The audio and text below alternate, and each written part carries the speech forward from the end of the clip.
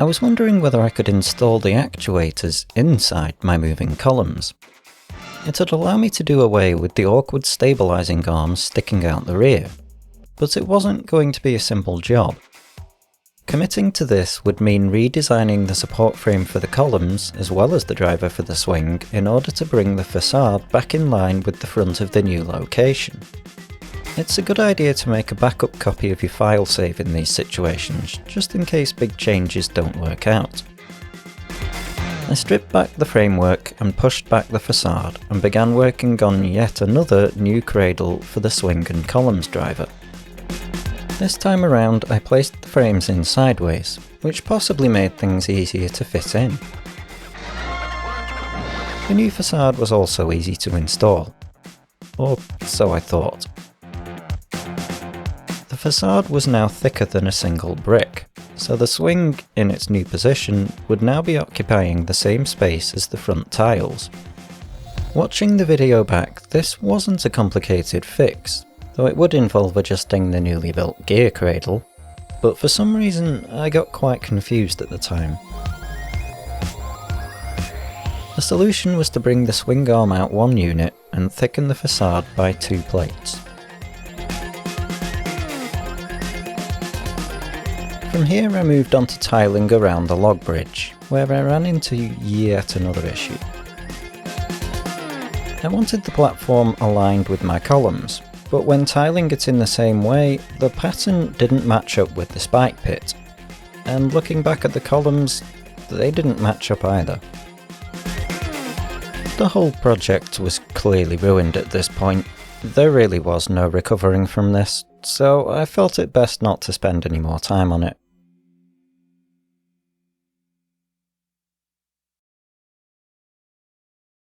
Okay, I'd never give up that easily.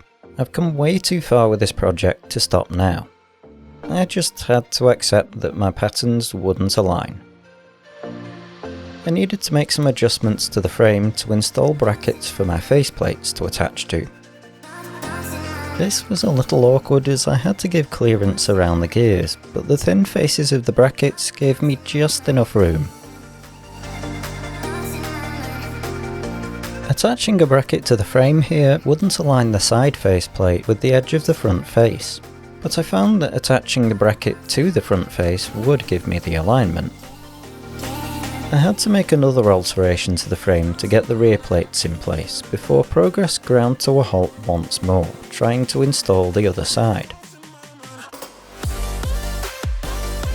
The axle for my log bridge didn't align with any holes I put in place. I couldn't work out how this was out of alignment. Each row of tiles should have been aligned with the frame. Unfortunately, it took me a couple more weeks to realise what I'd done, or rather not done, correctly here.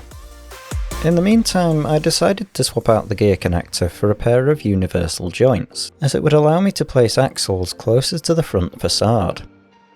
I really wish there was a better way of aligning angled connectors with each other, similar to the way other 3D programs work.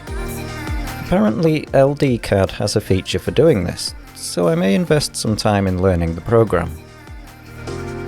Okay, I'll be honest here, I'm quite bored of editing this part of the video, and if I'm bored editing, you're probably bored watching, so let's find something more interesting.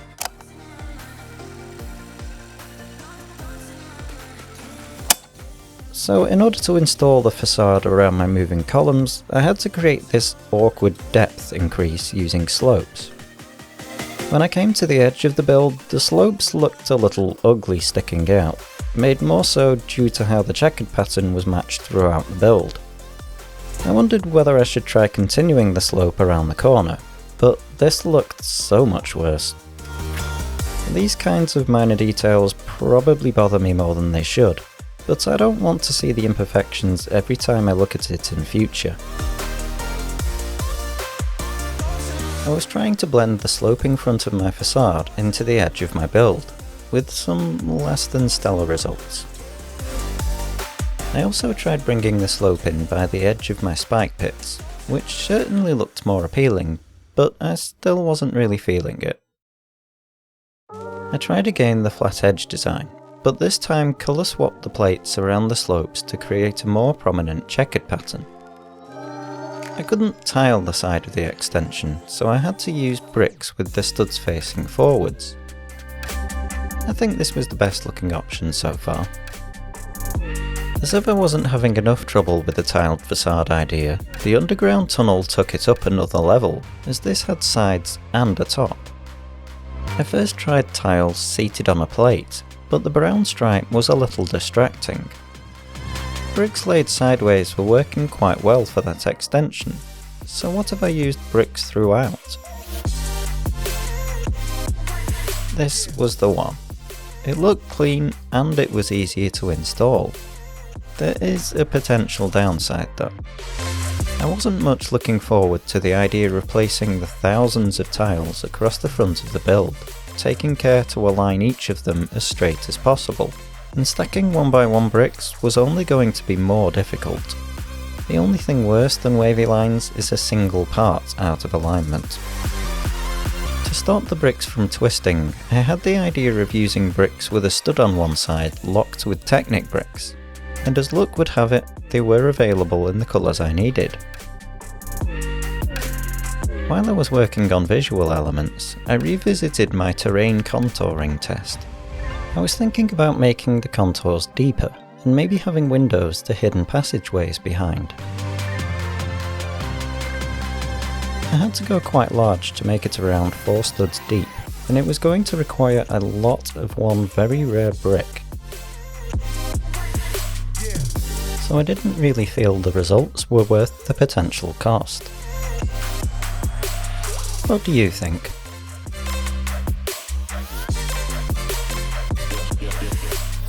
The new tiled facade was finally working out, so while tiling around the waterfall, I stopped to consider how I wanted the water to look.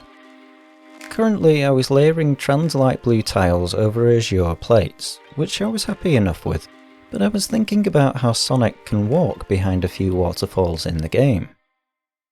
If I wanted to be able to see through the waterfall, I was going to need some trans-coloured plates. I knew that Lego made trans-coloured 1x1 and 1x2 plates in abundance, but I could recall seeing very few larger trans-coloured plates. Ideally, I want them to be as clear as possible, so my first stop on Bricklink was trans-clear plates.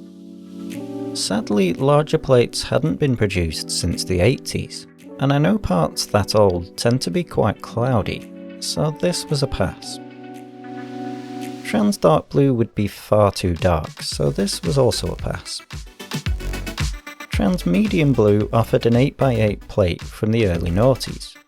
I was unfamiliar with this colour, but it could certainly be a possibility. They certainly weren't cheap though. Trans light blue also offered the same 8x8s, again from the noughties. These were a little cheaper and would match the tiles, so I ordered a couple to test out. In lieu of me having any larger plates, I wondered if there was a way to connect all my tiles together using only 1x2 plates. I'd need to connect across each tile, but also down to the next row, so I came up with a nice wavy straight combo that did both. Now designing this digitally is fine, but it gives no idea whether this will hold up physically, so I had to test it out. On a small scale it seemed okay. It held together when dropped and wobbled.